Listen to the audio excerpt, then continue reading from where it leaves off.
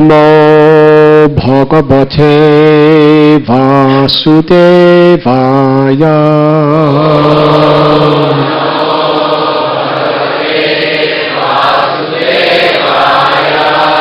Om Namo Bhagavate Vasudevaya.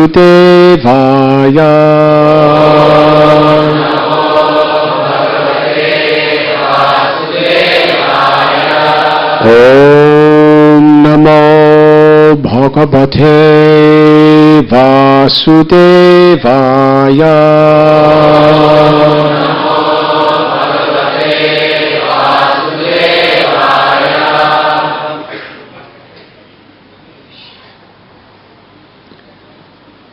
Angri mastakam apurnas. Tulasi navadam Tulasi nama navadhamabhi Komalai sarvakatresu Bhuri punyavadarpitai Angri mastakam-apurnas Tulasi navadhamabhi Komalai sarvakatreshu Bhuri punyavadarpitai Angri mastakam-apurnas Tulasi navadhamabhi Komalai sarvakatresu Bhuri punyavadarpitai Angri mastakam-apurnas Tulasi navadhamabhi Komalai sarvakatreshu Bhuri punyavadarpitai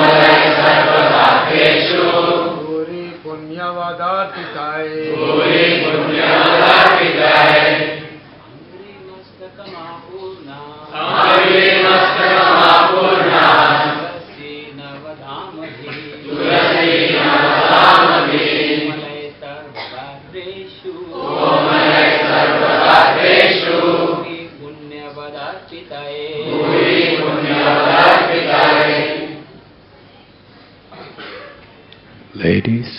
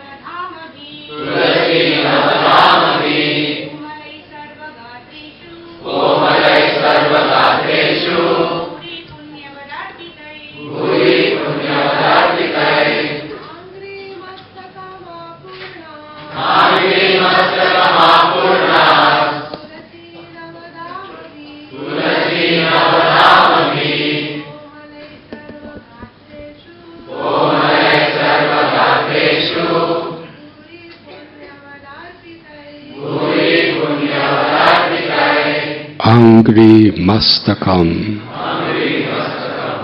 from the feet up to the top of the head.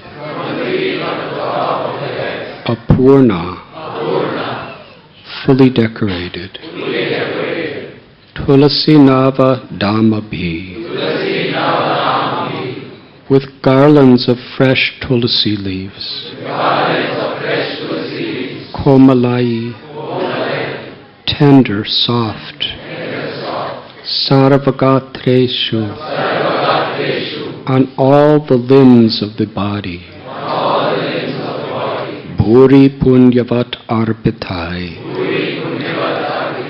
which were offered by devotees engaged in the greatest pious activity,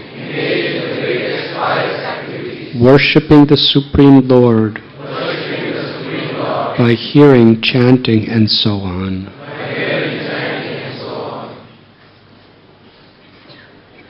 Every part of their bodies, from their feet to the top of their heads, was fully decorated with fresh, tender garlands of tulsi leaves, offered by devotees engaged in worshipping the Lord by the greatest pious activities, namely hearing and chanting. Purport by His Divine Grace, A.C. Bhaktivedanta Swami Prabhupada. The word Bhuri Punyavadarpitai is significant in this verse. These forms of Vishnu were worshipped by those who had performed pious activities, Sukritivi, for many births, and who were constantly engaged in devotional service. Sravanam Kirtanam Vishnu. Bhakti, devotional service, is the engagement of those who have performed highly developed pious activities. The accumulation of pious activities has already been mentioned elsewhere in the Srimad Bhagavatam, where Shukadev Goswami says,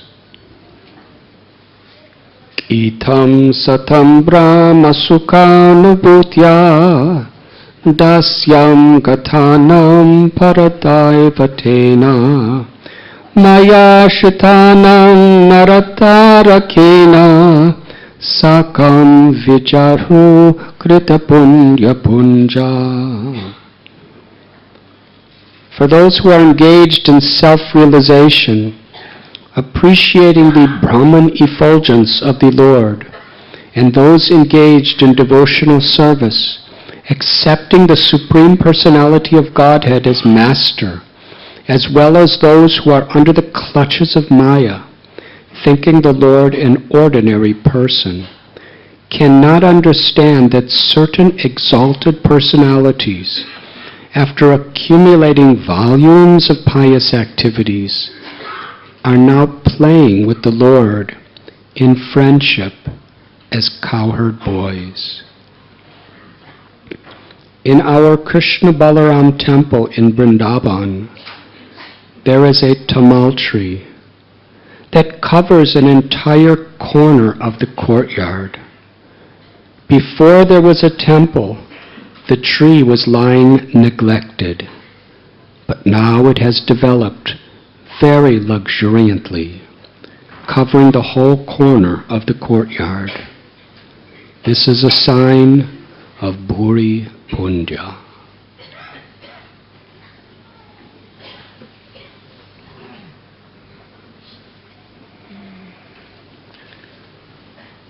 Om Agyantimidandasya Jnananjana Chalakaya Chakshuru Militam Jena Tasmai Sri Gurave Namaha Sri Chaitanya Manobhishtam Stapitam Yena Bhutale Swayam Rupa Kadamayam Dadati Swapadantikam Vandeham Sri Guru Sri Jutha Padakamalam Sri Gurun Vaishnavanscha Sri Rupam Sagrajataham Sahakana Raghunatham Vidham Tam Sajivam Sadvaitam Savadutam Harijana Sahitam Krishna Chaitanya Devam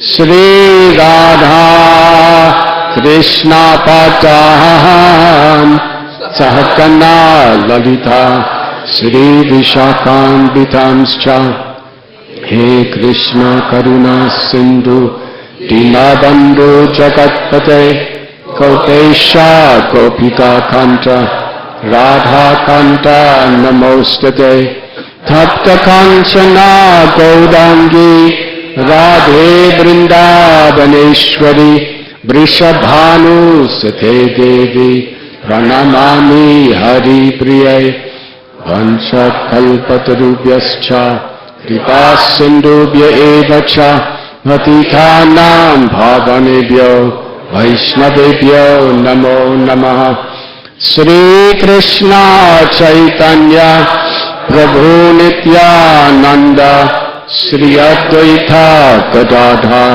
Srivasadi Gaura Bhakta Vrinda Hare Krishna Krishna Krishna Hare Hare Hare Rama Rama Rama Hare Hare.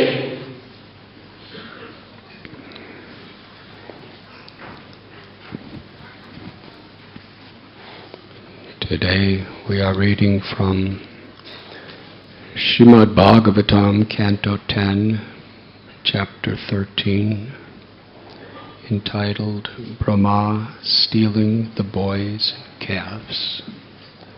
Text 49.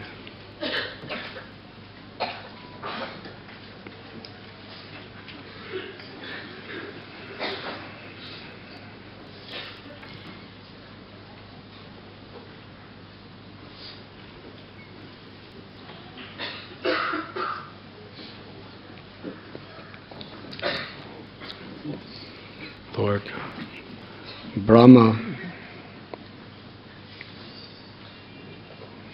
who in his role as the secondary creator of the entire universe, he thought that he had seen everything. But in today's verse, he realizes he's really never seen anything. That is the beginning of our real ability to comprehend the absolute truth, or Krishna.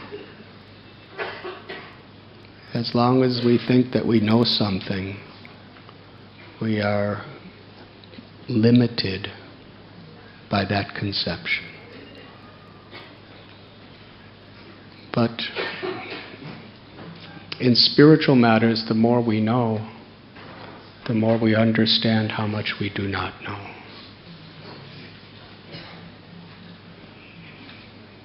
In material consciousness, the quantity of knowledge, the quantity of acquisition, in whatever field it may be, it brings a sense of false pride.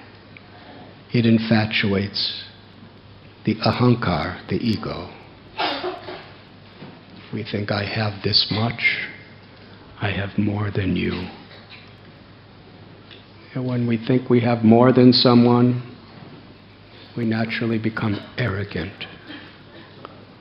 And if somebody has more than us, we become envious. That is material psychology. But spiritual psychology is the opposite. The more knowledge of Krishna we have, the more we understand that Krishna is unlimited. And we become more and more humbled by that. And similarly, material nature. or for that matter, any of Krishna's energies. Parasya Shaktir Vivadaiva Shruvate. To the degree we actually understand, not just a superficial understanding, we actually are beginning to understand the energies of Krishna, material existence. We become more and more humble because all Krishna's energies are unlimited. Even to the degree we know ourself,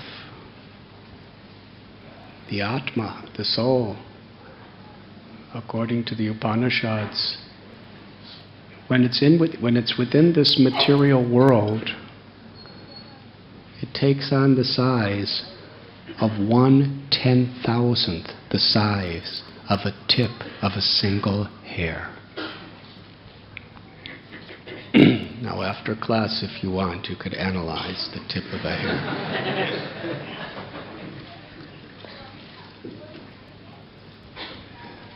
And 1/10,000th that size. It's impossible to calculate such smallness. What incredible technology.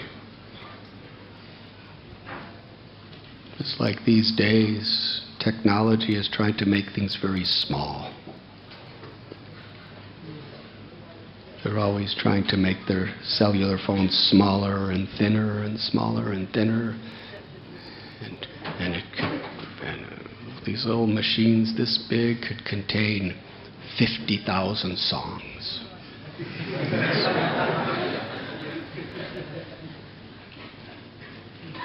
When I was a boy, we used to have these records made out of vinyl plastic. They were about, some were this big, some were this big.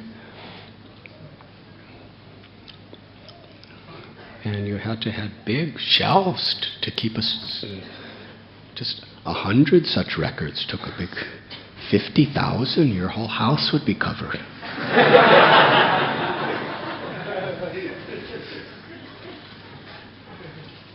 And now people have their 50,000 in a little thing like this.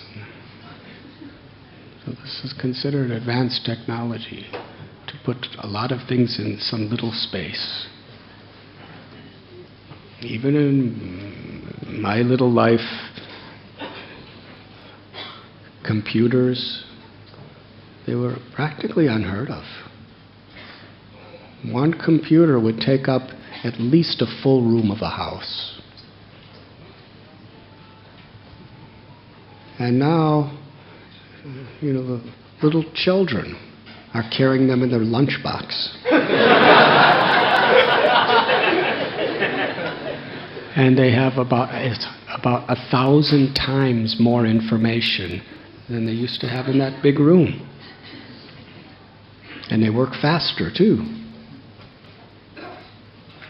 So we're considering, to take a lot of information and bring it down into something very, very, very small, or something that can perform powerful activities and make it so small. That's considered incredible technology. Well, from the beginning of creation, look at this technology. The Atma, the soul, is 1/10,000th the size of the tip of a hair. How many songs could they fit in something that big? But yet that one little 10,000th the size of the tip of the hair is the person who's making all the technology.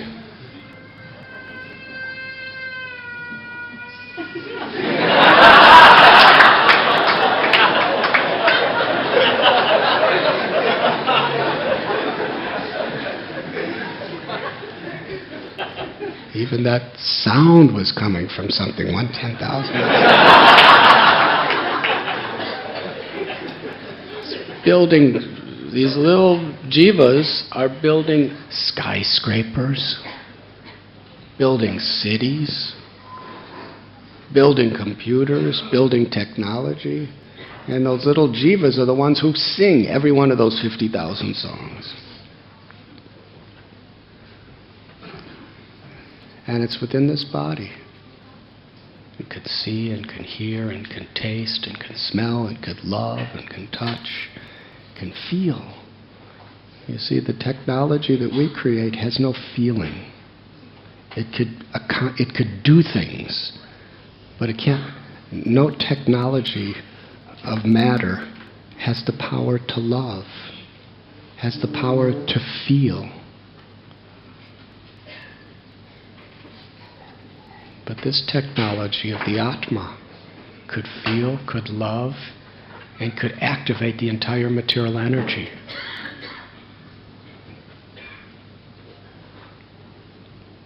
So any of Krishna's energies are inconceivable. Krishna says some people, in the Gita, some people see the soul as amazing, some people talk about the soul as amazing, some people understand the soul as amazing, but nobody could really, we can't even understand, that's who we are. We can't understand ourselves. The power of that soul, it's eternal. Time is destroying everything, second by second by second. But time can have no influence on the soul. And there's unlimited souls. It's inconceivable. And this little Atma, the real you who's within this body, we can't even understand this body. Medicine, doctors, physicists, they can understand to a certain extent. But it's incredible how it works and why it works. Just like you've been living in your body since you're born, yes? How many hairs do you have? How many cells do you have? What's really happening in all of your little organs? You know, the heart's beating, and what do we know? Are we like deliberately programming the heart to beat? Like that? It's just doing. Even if our minds are completely preoccupied with something else. It's inconceivable how it works. What to speak of nature? We have our technology, we have our militaries, we have our universities. The United States of America is scientifically, technologically, militaristically, politically, such a powerful nation. And just recently, this Hurricane Sandy.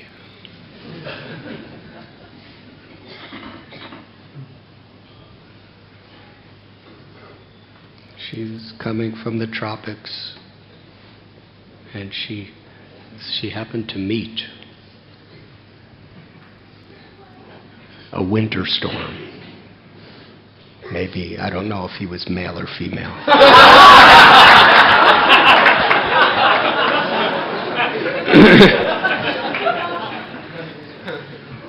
Maybe it was George or something, I don't know.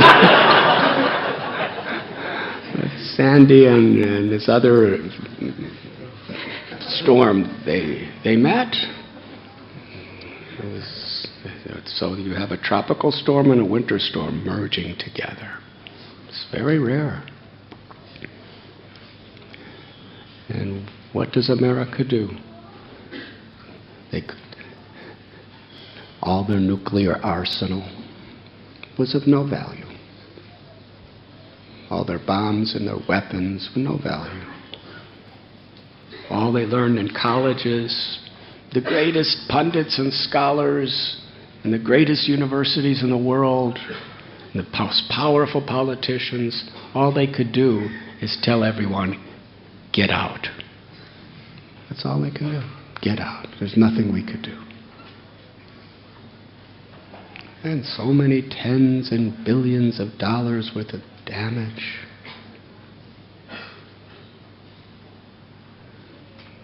And how did it happen? Just the mixture of some winds. Just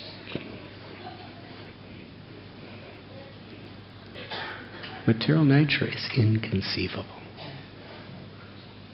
Every aspect of material nature is inconceivable.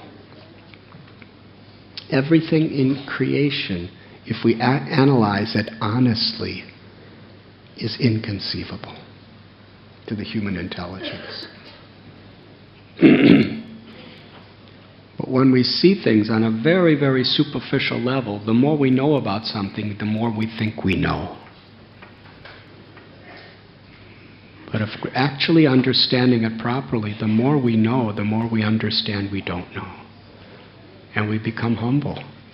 And our search for knowledge is with that humility, not with that ego. And in this story we find on the highest level, Lord Brahma.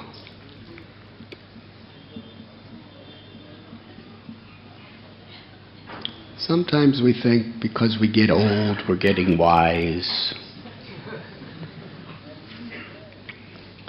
You know, when we're little children, you know, like 6, 7 years old, if someone's like 12 years old, we think they must be so wise. They've been around so long.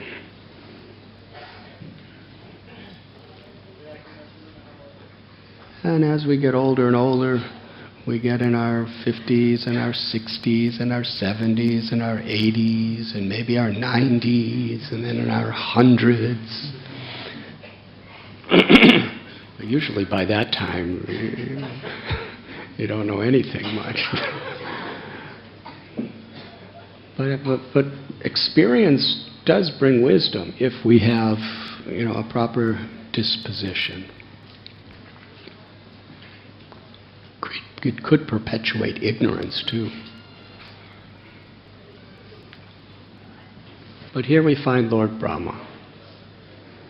During this time when Krishna appears, Brahma is, by his calculation, about 50 years old. Yes? Now 50 years by Brahma's time is 1/2 of 311 trillion. So that means he's about 1.5 trillion years old. So he has a lot of experience.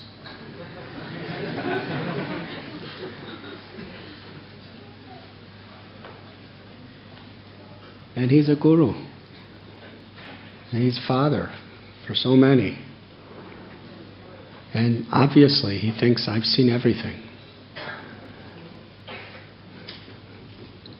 And by his own incredible powers, he was thinking he was kidnapping all of Krishna's little friends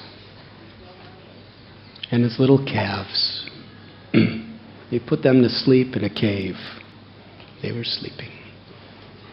And then he came back just a moment later, which is a year by earthly calculation, just to see what kind of confusion he created. It's incredible how people were proud that we could create confusion.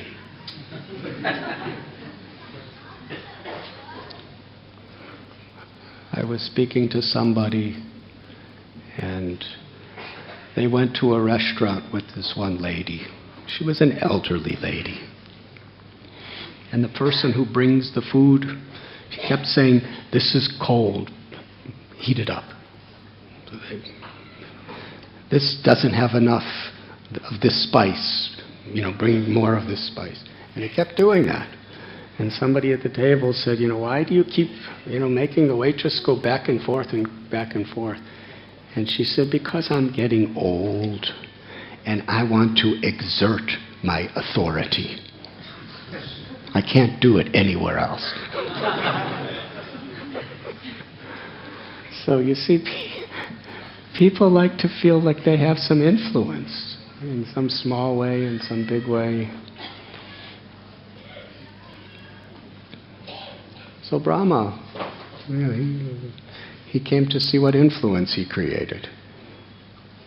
And he saw everything was exactly as he left it before. Every one of the little calves was jumping around and eating grasses and playing with each other, and all the cowherd boys were playing games. They would take a stone and throw it up at a tree, and a fruit would come down when they would hit the fruit, and then they would all be clapping and laughing, and they would catch the fruit. Then they'd start playing with the fruit with all kinds of ball games. And Brahma saw everything's the same. Then he went back to the cave, and he could do it really fast. He looked back at the cave, and everybody was sleeping. Then he came back, and everybody was playing. He was thinking, how is this happening? Is Krishna doing this? Maybe Krishna is... maybe when I go there, he puts the children back in the cave, and when I come here, he takes them all out and makes them play again. And then when I go there, he puts them back to sleep. But that's not possible. But is it possible? What's happening?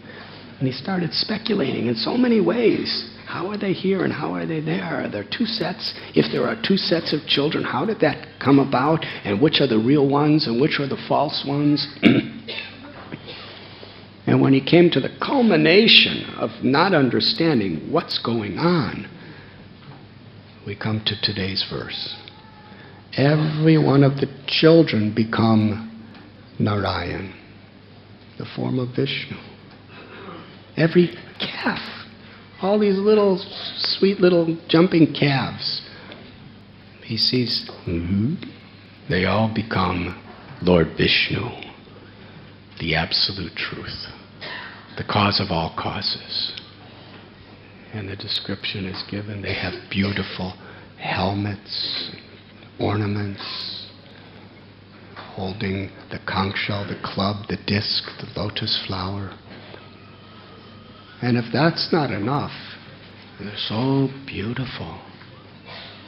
But there's unlimited living beings, devas and rishis around each one of these forms, singing hymns and worshipping them.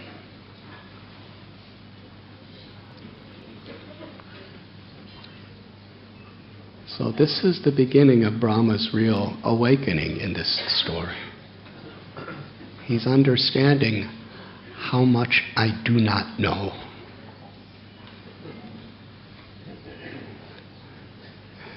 Today is the disappearance day of the great Acharya Narottam Das Thakur.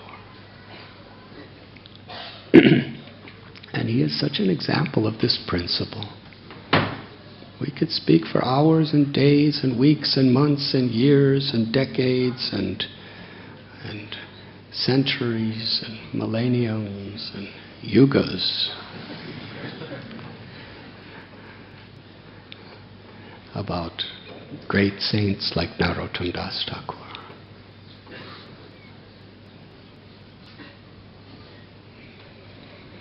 Kalpas.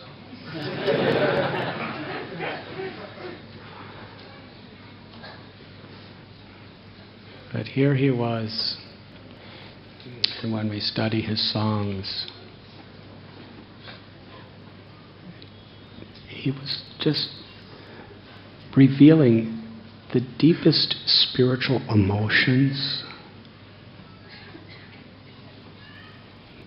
harmonized with the most profound, deepest philosophical knowledge, presented with unlimited love and compassion. He wrote songs in such a way that the most erudite scholars, their hearts would melt. And the simplest, uneducated people in little villages, they would have the exact same experience.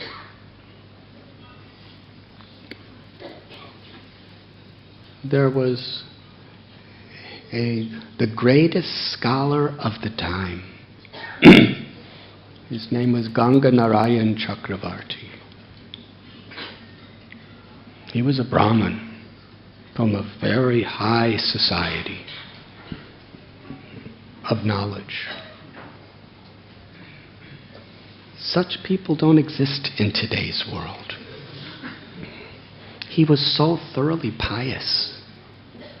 And at the same time, he had memorized entire bodies of scriptures. And he understood them so deeply, and he could speak on them with such profound accuracy.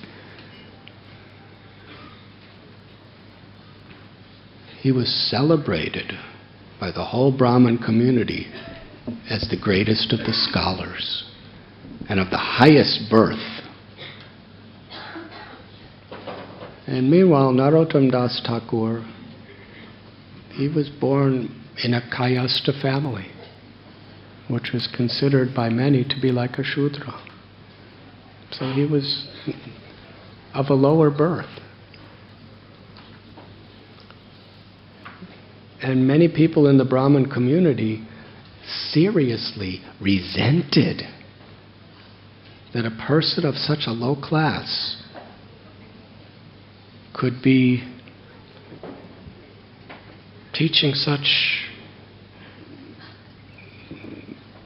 high knowledge. They didn't believe he could possibly understand it. And not only that, but there were Brahmins coming to him. He was initiating them. They were considering this to be so dangerous to the future of the world. They had plots to kill him. They had plots to disgrace him, to ruin his name. And the most celebrated of all their people was Ganga Narayan.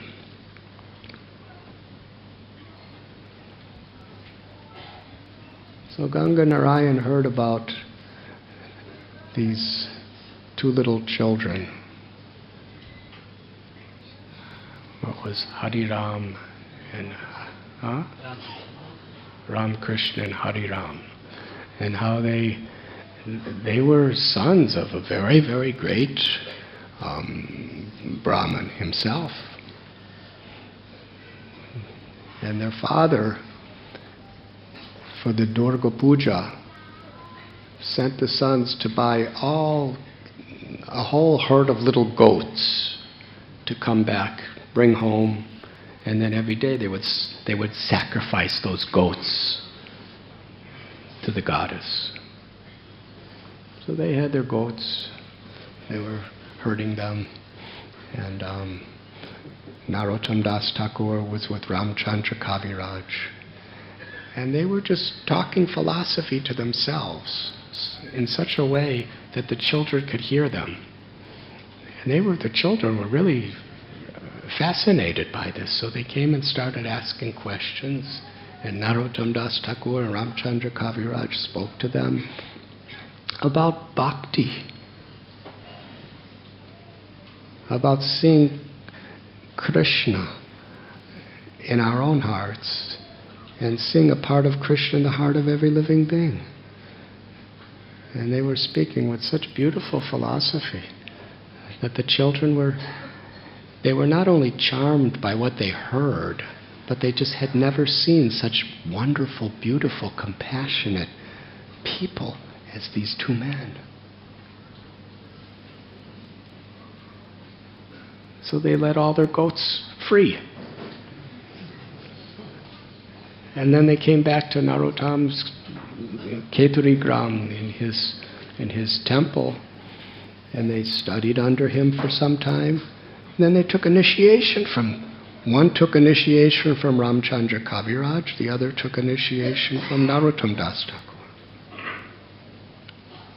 And just in a matter of a week or two, they were studying under them. They had gained so much knowledge and realization. And Narottam Das Thakur said, your father must be waiting for you. Maybe you should go home. No. But they went home. And the father was furious. Now, he was a learned scholar. And he was very powerful too, very influential. Where have you been? So we have a guru now. Ramchandra Kaviraj and Narottam Das Thakur. What guru? Narottam is that idiot person, fool, that rascal, that nonsense. He's destroying our whole culture. He's contaminating. He's low-born.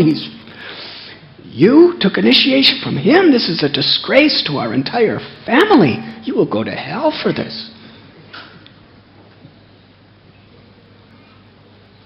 And they just looked at their father and said, explain to us, what was the problem? And he tried to explain, and they defeated him. He was very angry. So he brought some of the biggest scholars of the area to have a debate with these two little children. And the children defeated all of them.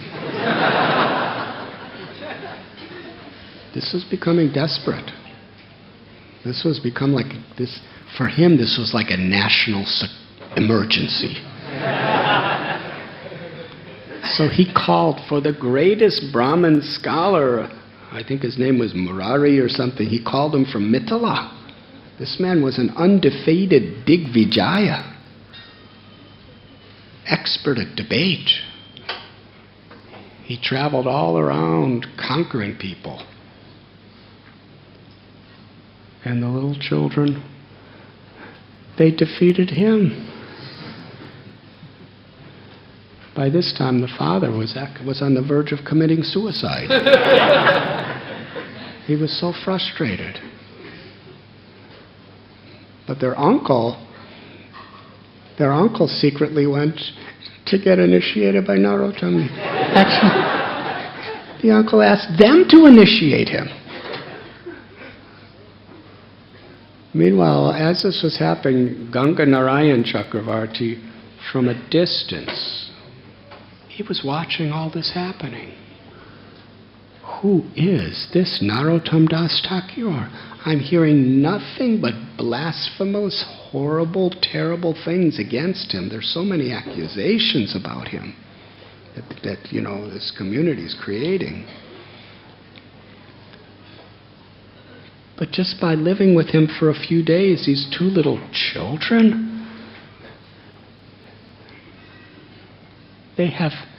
he was watching the children. Not only did they have the knowledge and the wisdom, practical wisdom, to defeat the world champion debate competitor, but they were so humble and they were so gentle and so respectful to everyone. And at the same time, they were totally fearless. Just by seeing the children, Ganga Narayan Chakravarti's heart was completely transformed. He yearned to meet Narottam Das Thakur. And he was crying and praying, will I ever get to meet such a person who has influenced these children in this way? And he had a dream. And Narottam Das Thakur appeared to him in a dream. He said, go to bathe in the Ganga tomorrow and I will come. So he went to bathe and he went to the Ganga, and coming over a hill was Ramchandra Kaviraj and Narottam Das Thakur.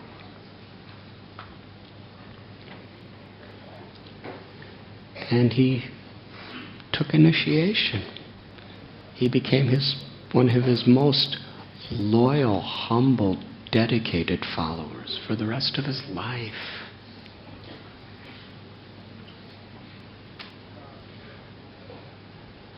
And there's that famous story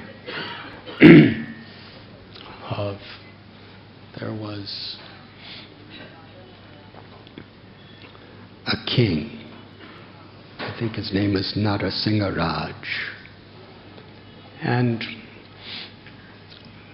so many of the Brahmins, the leaders of this community, were complaining against the king. You are responsible for protecting the dharma of your state. You must arrest and punish Narottam Das Thakur. Because he's not a Brahmin and he's becoming a guru of so many people. This cannot be tolerated. You must do something about him.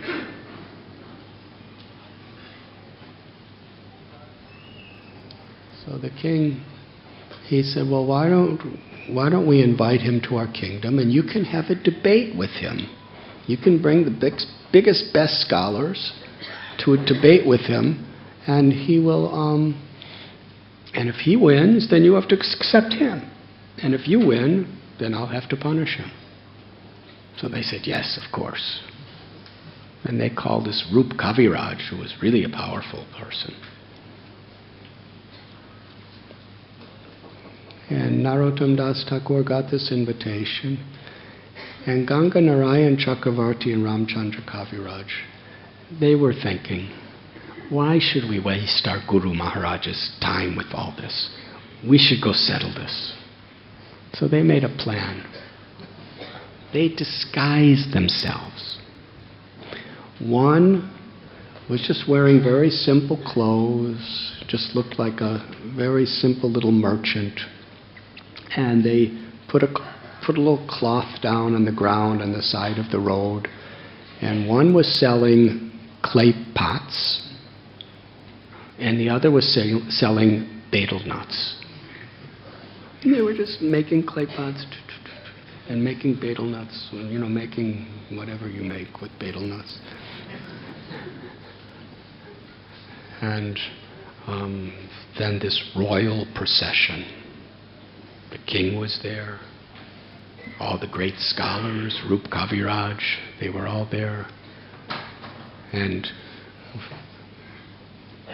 one of the Brahmin gurus told one of his followers, go buy us some betel nuts and some clay pots. Look at those people there.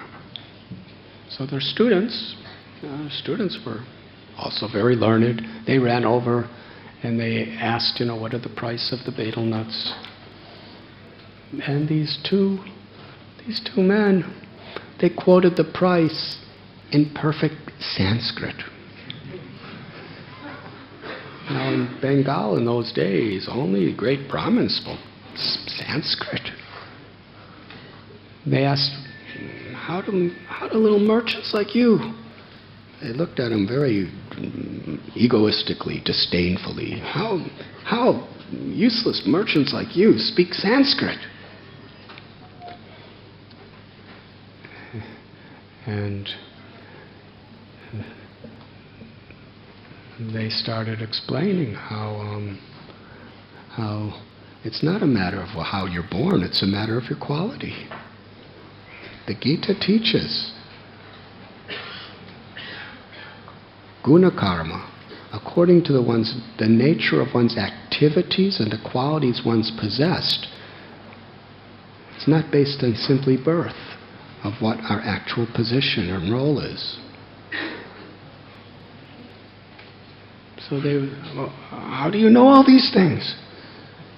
They said, we learned this from our guru, Narottam Das Thakur. So they went back and told their teachers, and their teachers went and had a big debate with them.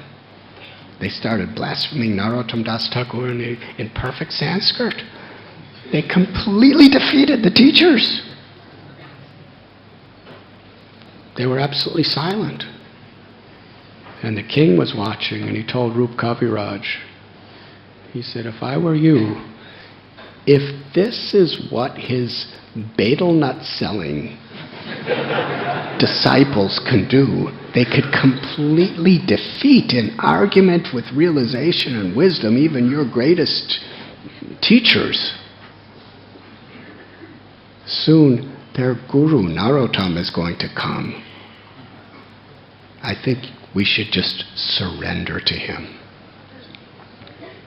And they did. They all surrendered to Narottam Das Thakur.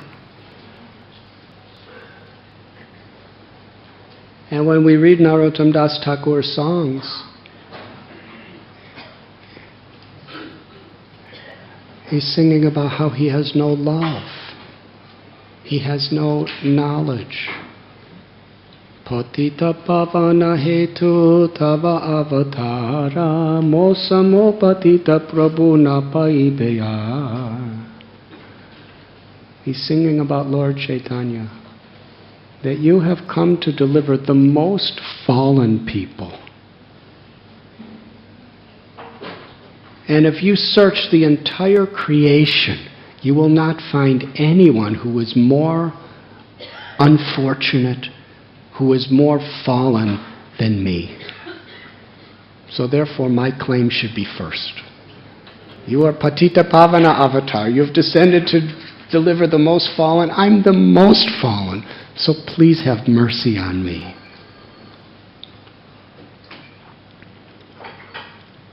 And Srila Prabhupada, he explains Narottam Das Thakur is not just saying this in a poetic way. He feels it in the core of his heart. He's calling himself the most fallen. He's calling himself the most sinful. He's calling himself the most ignorant. He's saying he has no love. But the fact is, he's the most liberated, the most pious, and he has unlimited love. And he feels, he really means what he's saying. Because you see, the more we understand Krishna, the more we understand we can't understand Krishna. A person who has a little knowledge thinks, I know Krishna. But the more we actually understand Krishna's unlimited beauty, unlimited everything, the more we understand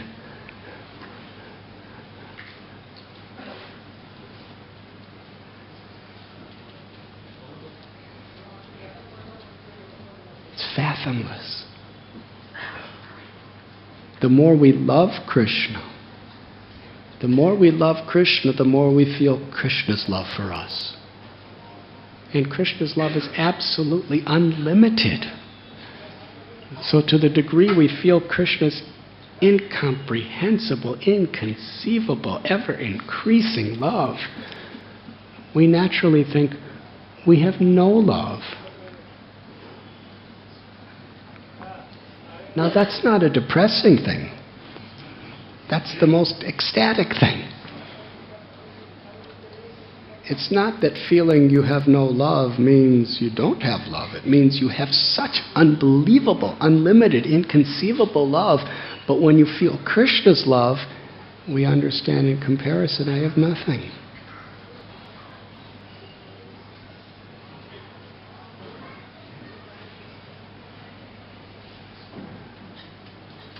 So this is greatness.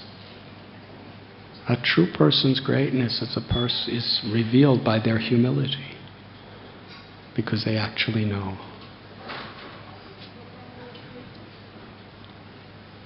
Vain knowledge makes us arrogant. Why? Because it's based on something so limited and so superficial. It's like Srila Prabhupada tells the story about the frog in the well. The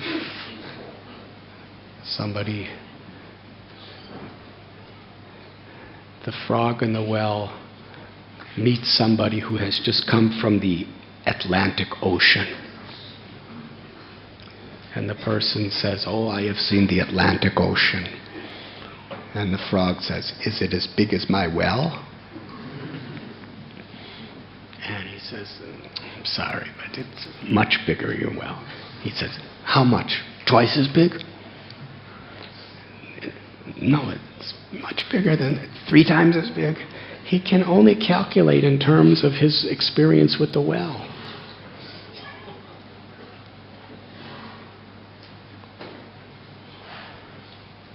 But the Atlantic Ocean, it's inconceivable to somebody who was born and raised in a well.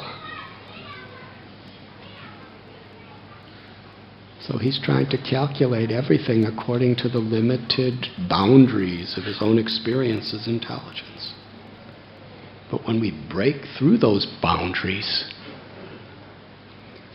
Krishna's Karuna Sindhu means he's an ocean of compassion. Karuna means kindness, loving compassion. And Sindhu means an ocean. But the scriptures tell the nature of this ocean.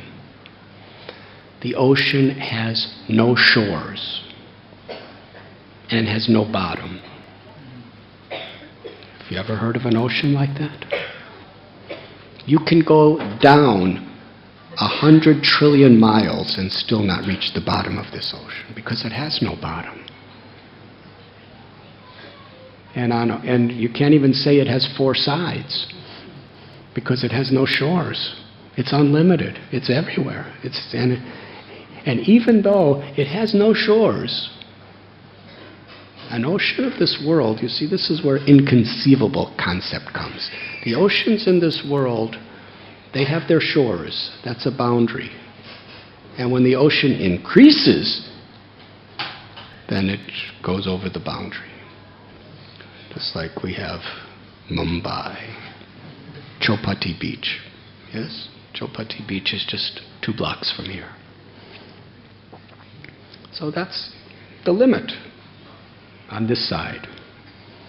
Now, if the ocean were to increase, then Radha Gopinath would be floating in the ocean, our temple, yes. This whole temple would just be part of the ocean. So that's what it would take to expand. Now, how do you expand something that has no boundaries? It's beyond our logical experience. The ocean has no bottom, and at every moment it's getting infinitely deeper. The ocean has no sides, and at every moment it's expanding infinitely wider and longer. That is the nature of Krishna's karuna, his kindness, his love. That's the nature of Krishna's beauty, of Krishna's sweetness. That's what Krishna means. If we had a glimpse of understanding what the name Krishna means, we would faint in ecstasy.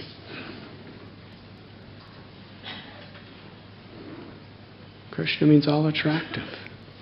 That means everything about Krishna, all the beautiful, sweet, loving qualities of Krishna are eternally increasing, infinitely increasing at every moment for the rest of eternity. Now, our little frog in the well intelligence has no experience of anything like that. Therefore, the only way to really understand Krishna is the more we do know, the more we become humble, because we understand how, the more we know, the more we understand how much we'll never know. And to know means, to know in full means, to fully understand, it's inconceivable. Krishna. And yet that one absolute truth who's inconceivably, ever increasingly all-powerful, all-beautiful, all-knowledgeable, all-wealthy, Vedaham samatithani vartamanani charjana babashani chabutani mam tu vedana kashchana. This is just one little quality of Krishna. He says, I know everything that has happened in the past. I know everything that's happening in the present, and I know all things that are yet to come, and in everyone's heart I know every desire, every thought, every action, every word of every living being in all material and spiritual existence. That's Krishna's knowledge. Yes? And we become proud because we, 26 years, 3 months, 4 days, and 8 hours ago, I remember what I did. Oh, you remember so nicely. What happened 2 minutes before that? I can't remember. Krishna knows everything, and that's just what happened to you. Do you know what happened to Mr. Bhagavan Patel in the village of Lodra in Gujarat 27 years ago? Krishna knows.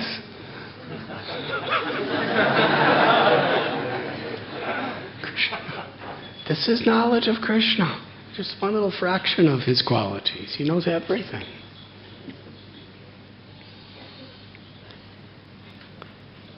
Fathomless. Everything about God is unlimited. And this is what makes him attractive. The name Krishna means all attractive. We're attracted to some beautiful thing or some beautiful person in this world, and we know how much it can infatuate us and obsess us. In the Gita it says, whatever beautiful things are in this whole creation, it's just an insignificant, infinitesimal spark of Krishna's unlimited beauty. What is that beauty? Krishna, he's all attractive. So the more we understand Krishna, we become humble. And that humility facilitates the opportunity for sharanagati. When we're actually humbled by Krishna's all-merciful, all-compassionate, all-loving nature, all-powerful in that sense, we surrender. And when we surrender, Krishna reveals himself to us. And then we can know Krishna. Otherwise, it's beyond our intellect, it's beyond our mind, it's beyond our senses. But when Krishna reveals himself to us, we can understand him unlimitedly. Not because of our power, because of Krishna's power. That's bhakti. Bhakti is that path whereby, by our sincerity to serve in a spirit of pleasing Krishna, in a mood of surrender, sharanagati, Krishna reveals himself to us.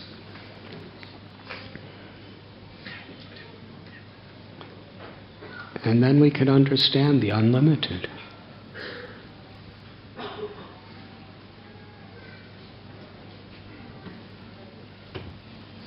Srila Prabhupada, he went through many lengths just to give us this insight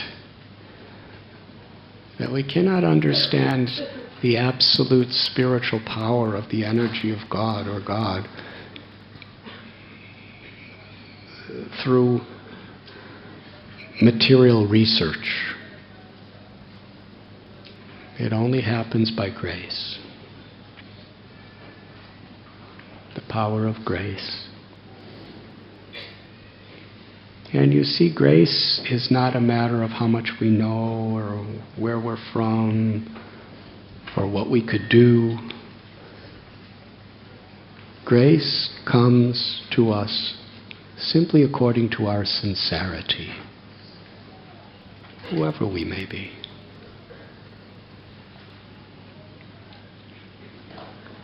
We read about very simple, uneducated people.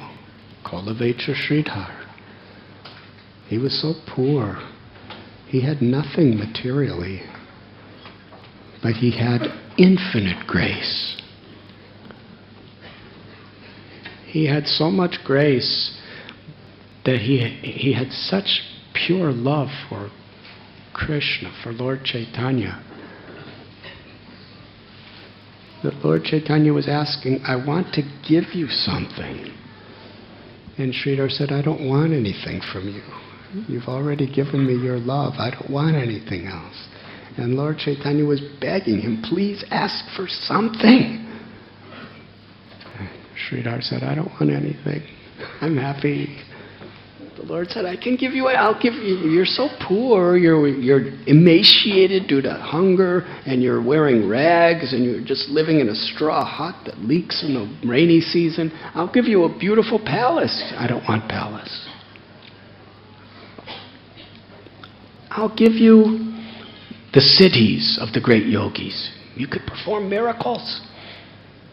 By the power of your mind and your intelligence, you can manipulate the astral level of material existence, and you could create things by chanting mantras. You could read people's minds. You could travel in the air.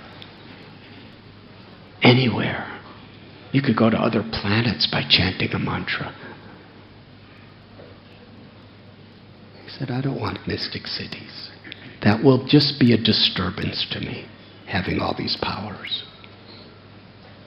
He said, I'll give you liberation, mukti, freedom from suffering forever. You're suffering so much, no more suffering. He said, I don't want mukti. That will just be a distraction. Lord Chaitanya was begging, I want to give you something. He said, but I don't want anything. I only want to please you. He said, well, it'll please me if you ask for something. He said, all right, if it pleases you, then that little boy Nimai that would come to steal my bananas,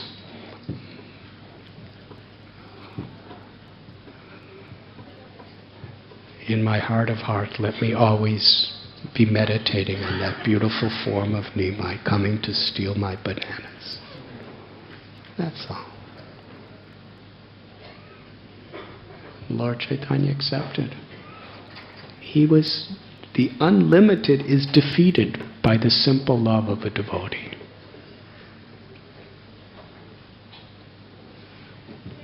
So yes, Narottam Das Thakur, and he's talking about how he's revealing himself before God and before the whole world with such incredibly deep humility. Because that's the quality of somebody who has so much. And here we find Lord Brahma. He thought he was so much. And then he was exerting some of his power. And when he saw Krishna's unlimited power, he didn't know that all these little calves and these little boys were all him. But all of a sudden, they all turned into Vishnus. They all became the Lord of Vaikuntha. Now, usually you only see one Lord of Vaikuntha. In every Vaikuntha planet, there's only one Vaikuntapati. Yes? And here Brahma is seeing millions of lords of Vaikuntha standing before him in this little pasture called Vrindavan. And at that point, he became totally blank.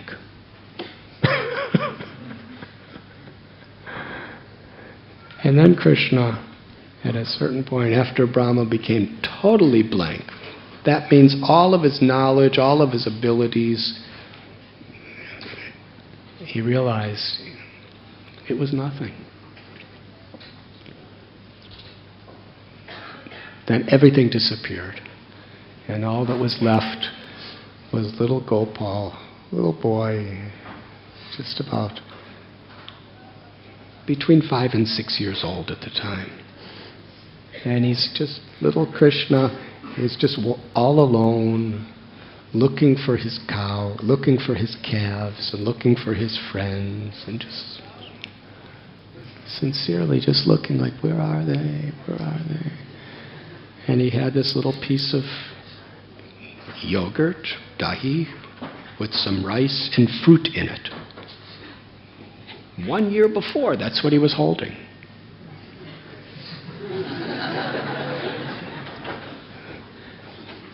Brahma saw that little fruit salad, usually, within 2 days it starts decomposing. And it wasn't like, Krishna was refrigerating it.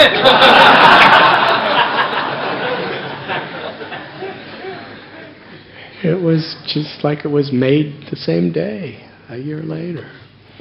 And every detail of this pastime, every minutest detail was Krishna so thoroughly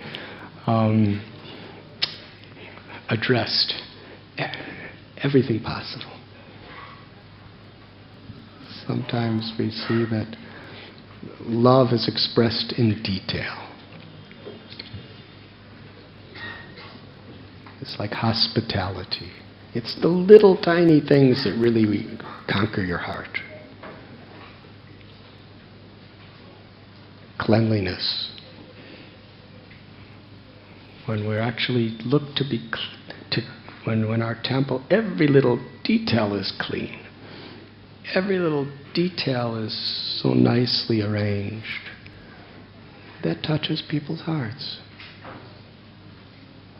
And when we speak people, and we try to offer our respect and our service, when we do it it's the little detailed things that people never forget. Because love is so much in detail.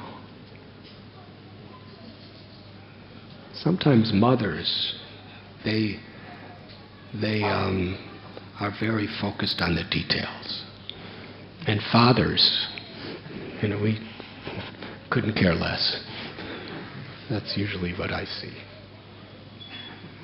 I remember, for my mother, if my father would just say, "Happy anniversary," on their marriage day, that would just thrill her for the rest of the year. He would go out and work so hard to bring back so much money. He didn't make that much, but whatever he could. He was working, he was bringing back stuff. But if he didn't remember their anniversary,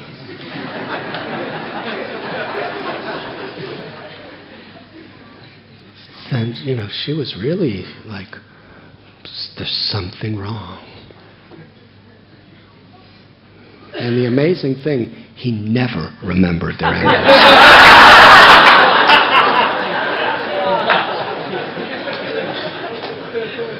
And I'm watching, year by year, she's like, the next day, "You didn't remember our anniversary." He said, "Oh, I forgot, I'm sorry." And she was like... Sometimes she'd get angry with him, too, with a lot of details.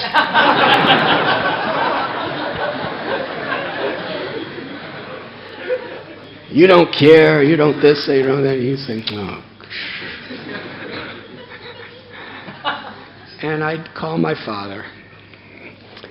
I'd say, "Father," he was at work, I'd say, "Today is Mother's anniversary. It's your anniversary. It's your marriage anniversary." If my father just gave her a flower, if he just took a leaf off one of the bushes from his bedroom window, he just reached out and said, "Happy anniversary," she would be in ecstasy. That's all it took. And I'd call him, I'd say, it's your wedding anniversary. Why don't you at least, tell her something? That's all. And he'd say, "Oh, yes, I'll buy her something and I'll bring it home." And then he'd come home and he'd forget. Every year, without fail, he would forget. And I'd go and run out into the backyard and steal one of my mother's flowers from her little garland and give it to my father and say, just give it to some mother. He'd say, oh yes, I will. A couple hours later, it was still sitting on his desk, or it was in his pocket or something.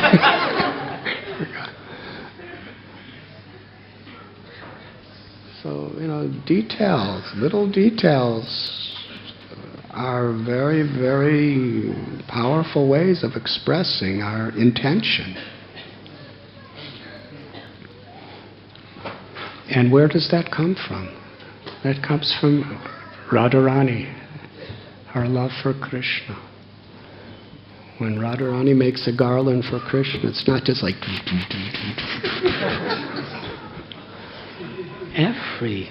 Every petal of every flower is folded in a very precise, certain way.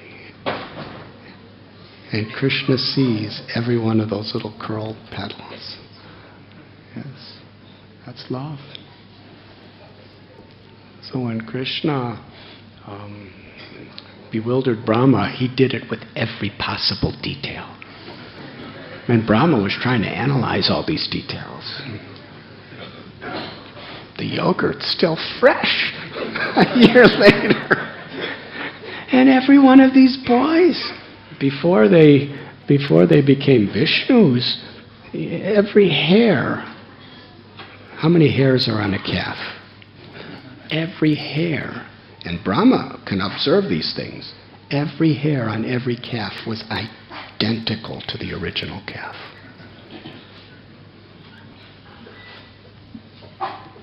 And the sound of every calf's moo, and the sound of every cowherd boy's calf, everyone has their own, no two people have the same exact voice. Yes, everyone has their little fluctuations of voice, their accents, the way their pitch, the way they pronounce words. All these thousands and thousands of gopas, when Krishna became them, he spoke meticulously exactly the way each of them spoke. He dressed the way they spoke. He walked the way they spoke. He moved their eyes. If one little boy would move his eyebrows, he would move just like that. So thoroughly that not a single cow or mother or father recognized that they weren't, that it was not them, it was Krishna. And even when the children played with each other, they were all Krishna. And all the little Krishnas were not even recognizing there was a difference between them. That's how totally absorbed they were in this Leela. And Brahma's seeing it now. When he saw it, what Krishna, and then each one becomes Narayan. The ultimate goal of life is to see Narayan, one Narayan once.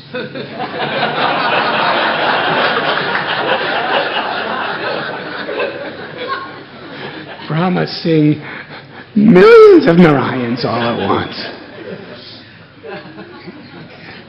In this little pasture ground. And he just blanks out.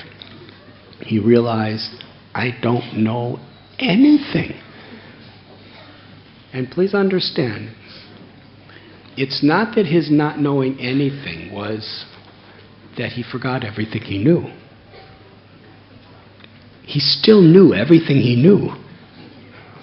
And now he even knew more. And he's thinking he doesn't know anything.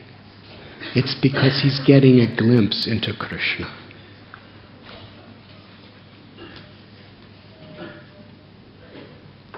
And when all the Narayans disappear, and there's this little boy, just a little cowherd boy, covered with dust from the hooves of the calves, and he's holding his little preparation. He's just, with such innocent, beautiful, childlike eyes, just looking around. Where's my calves?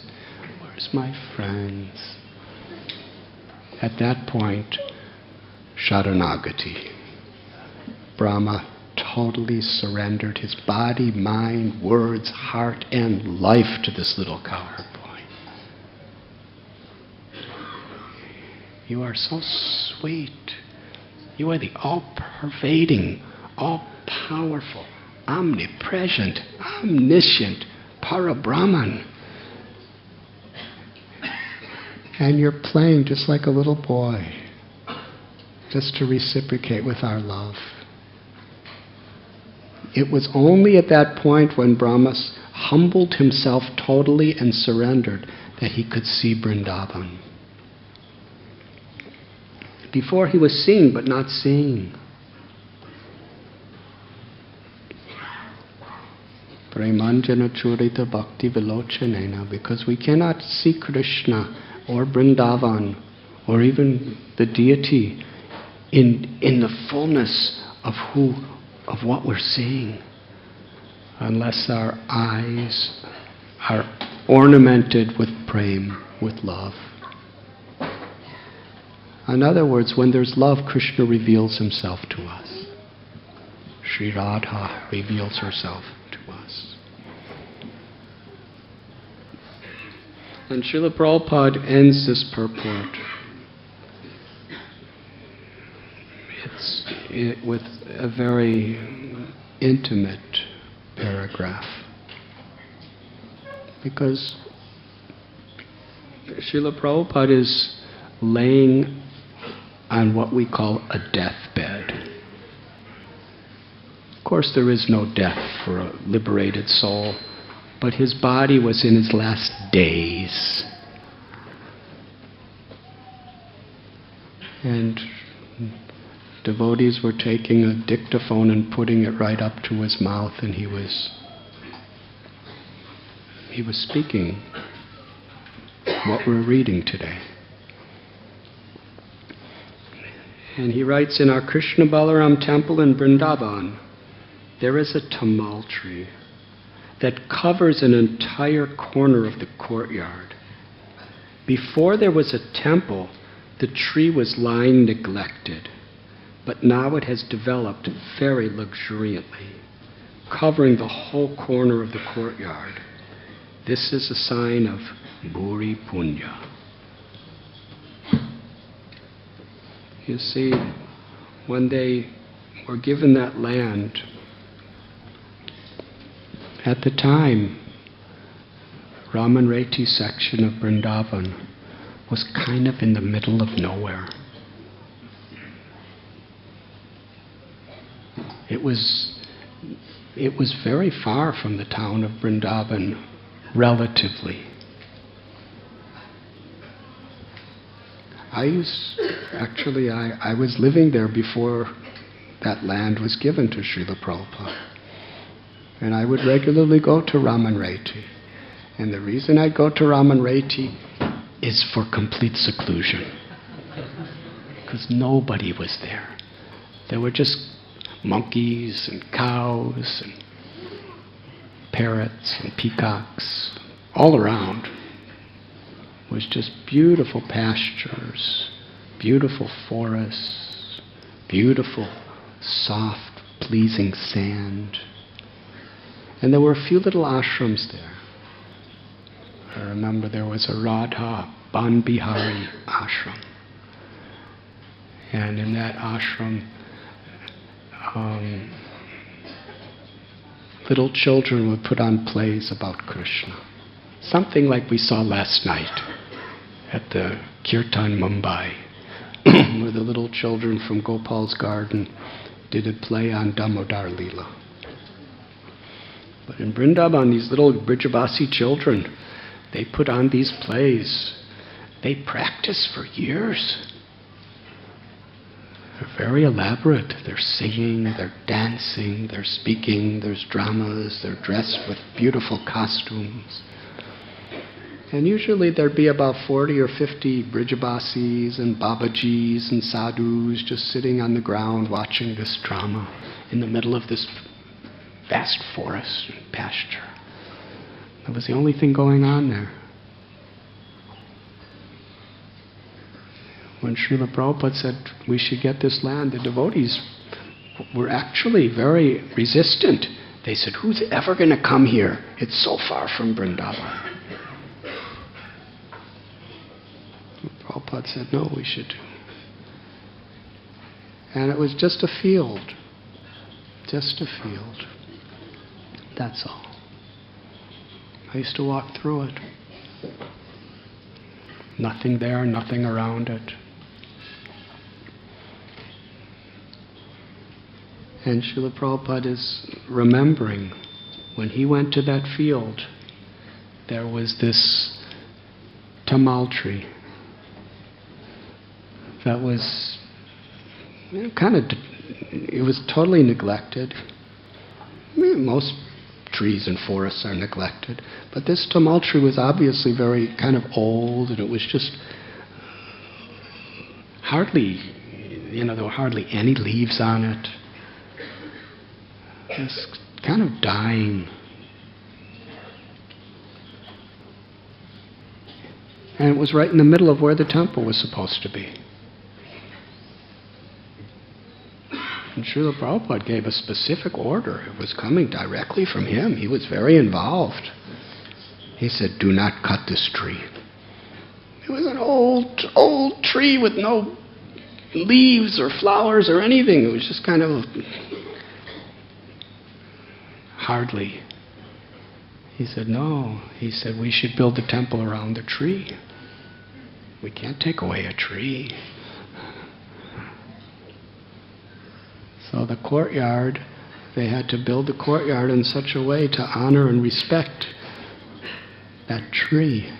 And they made a really nice circular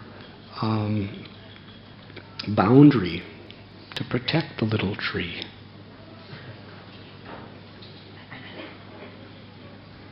And over the years, there was such beautiful kirtan and such beautiful devotion and such lovely worship of Krishna Balaram, Radha Shamsundar, Gaurnitai, Tulsi Devi, that in that atmosphere of devotion, that tamal tree was growing and growing and growing to such an extent.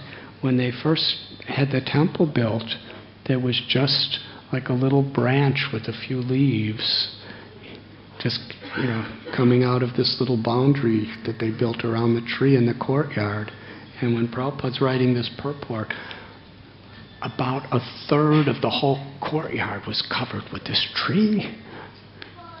Millions of leaves, or thousands and thousands of leaves and flowers. And Srila Prabhupada he's seeing this is so significant. He's putting this in his book for all time to come. See?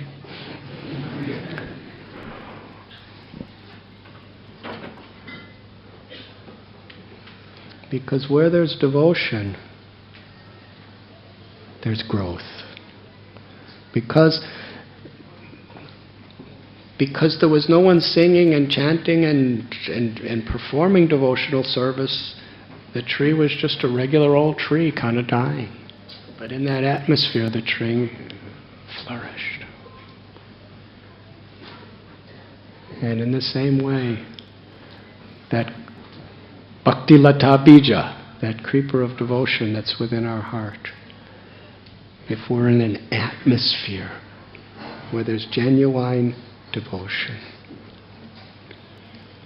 where there's sincere chanting of Krishna's names, sincere Hari Katha speaking about Krishna, sincere loving offerings made to Radharani and Krishna, in that environment, that kind of withered old tamal tree within our heart will become healthy and fresh and flourish.